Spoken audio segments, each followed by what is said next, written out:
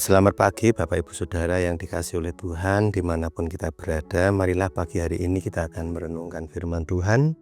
Saya akan berikan judul tema renungan pagi ini, Kristen Sejati. Saya akan membaca di dalam Injil Matius pasal 11 ayat yang ke-28. Marilah kepadaku semua yang letih lesu dan berbeban berat, aku akan memberikan kelegaan kepadamu. Bapak Ibu Saudara yang dikasihi oleh Tuhan, Kristen sejati, orang-orang yang percaya, orang-orang yang dipanggil, dipilih oleh Tuhan, hidup di tengah dunia yang penuh dengan penderitaan.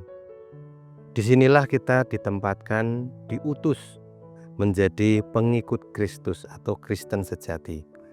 Di tengah-tengah dunia yang penuh penderitaan, namun kita bisa menikmati ketenangan di tengah-tengah penderitaan itu. Dalam Injil Matius 11 ayat 28 yang sudah kita baca, sebagai janji Tuhan yang memberi kelegaan. Ayat ini dimaksud oleh Tuhan Yesus, ayat yang mengundang pelajaran rohani yang dapat menjadi berkat. Ayat ini mengatakan panggilan, seruan, undangan yang menyejukkan, membahagiakan. Undangan itu dikatakan datanglah kepadaku. Hal ini menunjuk kepada pribadi Tuhan Yesus, kepadaku, kepada Tuhan Yesus, bukan kepada pribadi yang lain. Seharusnya orang Kristen sejati ketika menghadapi masalah, ujian, pencobaan, jangan pergi kepada pribadi lain. Pribadi yang lain yang dimaksud mungkin kekuatan di luar manusia itu sendiri. Ke dukun, ke orang pintar, meminta petunjuk atau pertolongan yang lain selain Tuhan. Hal tersebut mendatangkan kutuk, bukan berkat. Sedangkan kata kelegaan, teks aslinya dipakai kata anapauso, artinya perhentian atau istirahat. Perhentian di sini bukan berhenti dari keadaan yang tidak menyenangkan, seperti dari tidak mempunyai rumah, kemudian mempunyai rumah, sakit, kemudian sembuh, dan lain sebagainya. Sehingga kemudian tidak lagi memiliki masalah yang berat, sehingga kita bisa merasa lega. Lega karena memperoleh apa yang dipandang sebagai kebutuhan. Kelegaan yang dimaksud adalah kelegaan versinya Tuhan. Versinya Tuhan saja. Selama seseorang masih dibelenggu dari keinginan, maka ia tetap berada dalam keadaan letih lesu dan beban berat itu. Itu yang dimaksud di ayat itu. Jadi kita akan melihat ayat yang ke-29. Pikulah kuk yang kupasang dan belajarlah kepadaku. Karena aku lemah lembut dan rendah hati, dan jiwamu akan mendapat ketenangan. Orang percaya belajar kepada Tuhan Yesus Kristus. Belajar apa? Memikul kuk. Itu adalah sarana untuk mendidik kita agar kita bisa melepaskan diri dari segala keinginan. Sehingga prinsip hidup kita adalah seperti yang Yesus katakan dalam Injil Yohanes 4 ayat 34. Makananku ialah melakukan kehendak Bapa-Ku dan menyelesaikan pekerjaannya. Demikian juga menjadi tujuan hidup kita. Sebenarnya hidup kita ini sedang mengikuti proyek besar dari Allah Bapa. Dengan demikian kita disebut orang-orang dewasa rohani yang terlibat pada kepentingannya Allah Bapa, bukan kepentingan pribadi, bukan kepentingan diri sendiri, bukan kepentingan keluarga.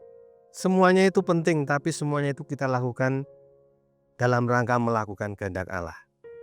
Jadi melakukan kehendak Allah yang dimaksud adalah menghadirkan kerajaan Allah yang seperti diajarkan oleh Tuhan Yesus. Datanglah kerajaanmu, jadilah kehendakmu. Injil Matius 6 ayat 10. Yang kedua, dengan kita terlibat dalam pelayanan gereja, melakukan mujizat, berkhotbah, berdoa, dan lain sebagainya, jangan sampai ada niatan hati yang jahat timbul dari hati yang jahat, yang sama dengan melakukan kejahatan yang nanti pada akhirnya ditolak oleh Tuhan Yesus. Injil Matius 7 ayat 21. Jadi tidak menjamin orang yang berkhotbah seperti saya, bahkan sekalipun saya pendeta, mungkin masih ada niat-niat hati yang mungkin tidak bisa terlihat oleh orang lain, namun Tuhan bisa melihatnya.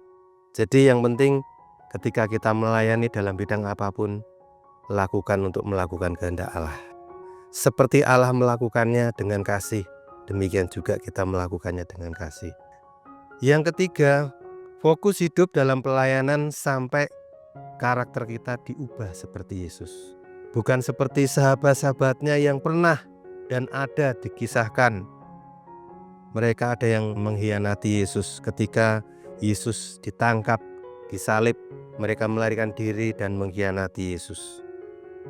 Namun kita mau belajar ya, mengampuni orang-orang yang berbuat jahat, orang-orang yang mengkhianati, orang-orang yang membuat kita menderita.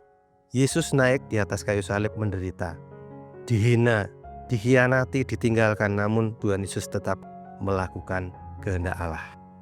Dia tidak membalas, tapi malah mendoakan, ya, mengampuni. Oleh karena itu, kita mau belajar. Pergilah dan pelajarilah arti firman ini.